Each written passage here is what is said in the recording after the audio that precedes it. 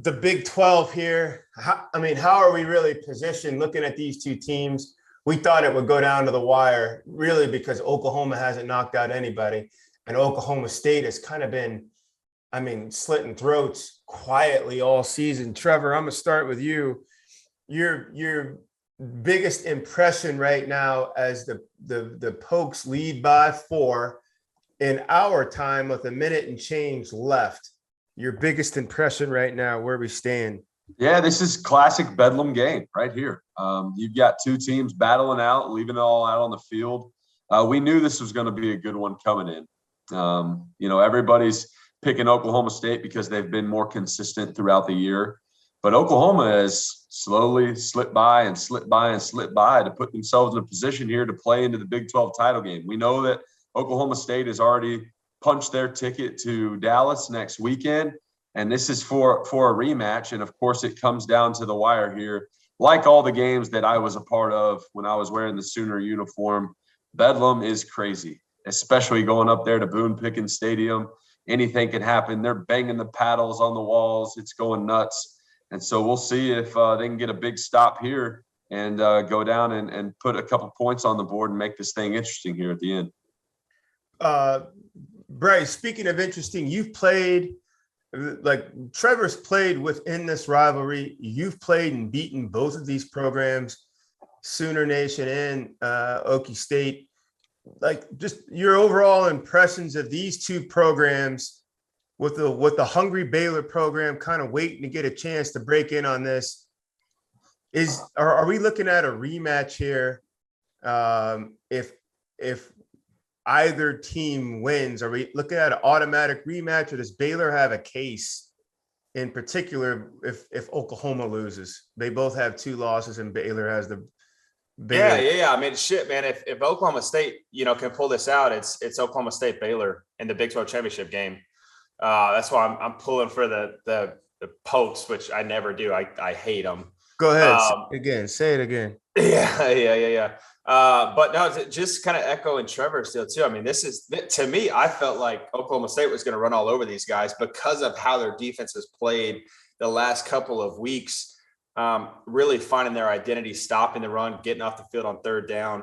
Oklahoma's been in this kind of weird, seesaw with who their quarterback is for the first time. And really, since really Lincoln Riley's tenure as play caller has really struggled on the offensive side of the ball. And this is just, it runs through Bedlam. So I think this is good for the Big 12 when this game is as good as it is, regardless of what, the guys are doing in Austin.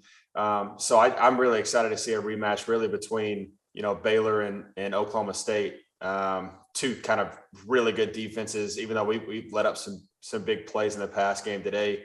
But this kind of bodes well. And this is, just real quick to tack on, as Caleb Williams comes back out and has a chance, this was a game that was won by Oklahoma State 3 quarters ago. We just, again, it's turnovers in rivalry games always kick your butt, especially with special teams as well. And all those came up, 100-yard kickoff return. We also had a punt fumble. And Oklahoma did as well. So this is just a really good, just a fun rivalry game, end of the year kind of stuff. And this is where Caleb Williams is going to grow up, 18 years old, was playing high school ball last year. Time to grow up. Hack, speaking of growing up, you've been a young quarterback, an 18, 19-year-old starter in the Storm, watching Caleb Williams and Trevor made a great point before we actually came on air. He watched the first half of the season. Like, he's really only been out there. What's this, game 4, maybe game 5, something like that? Or is he really just kind of playing on instincts, or is he just like young? Or as I'm watching him go all the way down the field on a 50-yard run, like, when do we start to see the maturation process, or he is what he is for right now, just a young guy just trying to make it happen the best way he can? I think that's a really good question. I think it varies. Just thinking back to my true freshman year, like the growth from week 1 to week 2, and really from like week 2 to week 3, 4 for me was a lot. And I could see it and I felt it in my play. I think that obviously had a lot to do with how much time I put in with my coach and what his expectations were, and the ability that he gave me at the line of scrimmage and things of that nature. It got me in this space of just thinking about that and not worrying about anything else. And I think that really helped. Had a bunch of great guys around me, had some older guys who helped make that transition smoother for me. So I don't really know what Caleb's situation is in terms of in terms of what they expect from him, where his mental capacity is, what his role is in terms of driving that offense and operating. So it's hard for me to speak to that, but at least from my experience, I just feel that by the time you get to that 3-4 games, like, you know what to expect. At least I did. So for me, I think there's room for him to grow, obviously, and there's room for maturity. But with regards to the speed of the game, what's going on, knowing his role within the offense, I think he should have a fairly good grasp on that. And again, I don't want to speak for anybody, but that's so. Caleb is going to be a big part of this equation, regardless. Oklahoma State goes on, Sooners go on, but to the 2 Big 12 alum, if they win out, yes, the math says there's a seat there for the Big 12 with a 1-loss team if they win out. My question to you, Trevor, and to you, Bryce, maybe either way, is either one of these teams one of the 4 best teams in America? I'll take that, Bryce, because I've had my stamp on this for a while. A few weeks ago, if you guys joined us, I said that if Oklahoma could remain undefeated, then that was their only shot to get into the playoff. I still kind of believe that based off of where the committee has put the Big 12. And just the level of talent in the Big 12, what they've put on the field, how they've beat up on each other. That being said, a lot of these other conferences have started to beat up on each other in a way that we did not predict. I predicted Ohio State was going to beat Michigan. They were going to have no problem. It was going to be Georgia number 1, Ohio State number 2, and everybody else, it really didn't matter after that.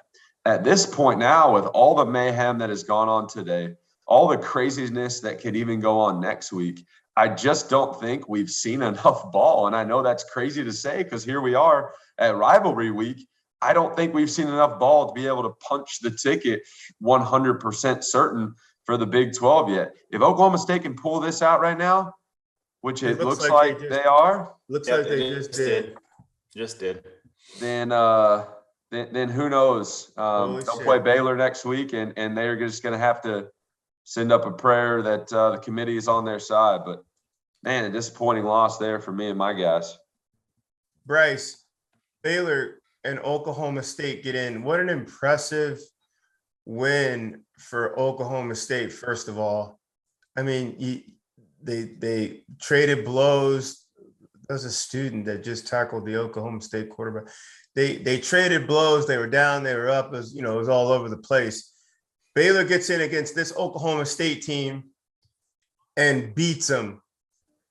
Baylor knocks the Big 12 out, or are you making a case that Baylor should then step in as a conference champ from a Power 5 conference? No, I mean, I think you have to go off of Trevor's point, right? It's what the committee's already shown us. And to be, fair, as hell of a season that would be for Baylor. We actually are the only 9-9 win team in the top 10 right now. So we're the only kind of 2-loss team in there. So there is respect there, but for them to jump Cincy, for them to jump Notre Dame, it's going to be too hard.